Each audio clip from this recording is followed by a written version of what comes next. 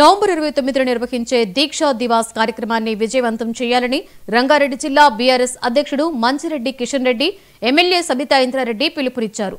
శంషాబాద్లోని BRS కార్యాలయంలో జరిగిన సన్నాహక సమావేశంలో పార్టీ నాయకులు పాల్గొన్నారు. తెలంగాణ రాష్ట్ర సాధనలో కేసీఆర్ చేసిన నిరాహార దీక్ష కీలకమని గుర్తు చేశారు. ప్రభుత్వం ఏకపక్షంగా మున్సిపాలిటీలను గ్రేటర్ హైదరాబాద్ లో విలీనం చేసినట్లుగా విమర్శలు గుప్పించారు. రంగారెడ్డి జిల్లా భూములను అమ్మకానికి పెట్టి అప్పులు తెచ్చుకోవడానికి కాంగ్రెస్ ప్రభుత్వం ప్రయత్నిస్తుందని బీఆర్ఎస్ నేతలు ఆరోపించారు. రంగారెడ్డి ఫర్ సేల్ అని పెట్టేశాడు. ఎందుకంటే ఫార్మాసిటీకి సంబంధించిన భూములు ఏవైతే తీసుకున్నారో గతంలో కేసీఆర్ గారు ఇక్కడ ఫార్మా ఏర్పాటు చేయాలి, ఉపాధి దొరికేటట్టు చేయాలనేది ఆ రోజు కాంగ్రెస్ పార్టీ నుండి వచ్చి ఎన్నికల కన్నా ముందు ఏం చెప్పారంటే ఫార్మా ల్యాండ్స్ అన్ని రైతులకు ఇస్తామన్నారు. కానీ ఇప్పుడు ఆ ల్యాండ్స్ అన్ని కూడా కూర్చొని ఈరోజు ఫ్యూచర్ సిటీ అని చెప్పి అక్కడ సేల్ పెట్టేసిండు. అదేవిధంగా హైదరాబాద్ నడుబడిన 9,000 ఎకరాలు 9,282 ఎకరాలు ఈరోజు సేల్కి పెట్టేసినాడు. ఇవన్నీ కూడా ప్రజలు గమనిస్తా ఉన్నారు. ఈ రాష్ట్రాన్ని ఒక రైతు అనేటోడు ముఖ్యమంత్రి అయితే రాష్ట్రంలో ఎట్లుంటుంది అనేది కేసీఆర్ గారు చేసి చూపించారు.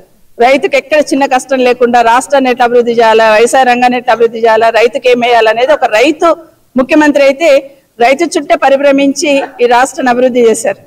ఒక రియల్ ఎస్టేట్ చేసే వాళ్ళు ముఖ్యమంత్రి అయితే ఎట్లుంటారు అనేది ఈ రోజు గౌరవ ముఖ్యమంత్రి రేవంత్ రెడ్డి గారు చూపిస్తా ఉన్నారు. ఇది ప్రజలు గమనించాలని కోరుతున్నారు. చేసిన తప్పు తడకలతోటి చేసినటువంటి రిజర్వేషన్లది ఖచ్చితంగా ప్రజల ముంగల ఎండగడతాం. వాస్తవానికి ప్రభుత్వం చేసిన అభివృద్ధి ఏదైతే చేయడం జరిగిందో అది సరైన రీతిలో లేదు. రిజర్వేషన్లు కూడా సరైన రీతిలో చేయలేదు. మాట ఇచ్చిన ప్రకారంగా కామారెడ్డిలో 42% ఇస్తామని చెప్పినారు. అవన్నీ కోర్టు ఆలోచనలు అవన్నీ వాళ్ళకి తెలిసే ఈ కార్యక్రమాలు చేశారు. ఇప్పుడు 23% కూడా గతంలో కేసీఆర్ ఇచ్చినటువంటిది కార్యక్రమం కూడా చేయనటువంటి పరిస్థితి. 12-20% వరకే ఒక్కొక్క మండలంలో పరిస్థితి వచ్చింది. కాబట్టి ఒక్కొక్క జిల్లాలో ఒక్కొక్క మండలంలో బీసీలు కూడా రిజర్వేషన్ లేనటువంటి పరిస్థితి తీసుకొచ్చింది. కాబట్టి ప్రజలు సరైన తీర్పు ఇవ్వడం జరుగుతుంది. సరైన వారికి తప్పు విధానాలు ఏవైతే చేస్తాం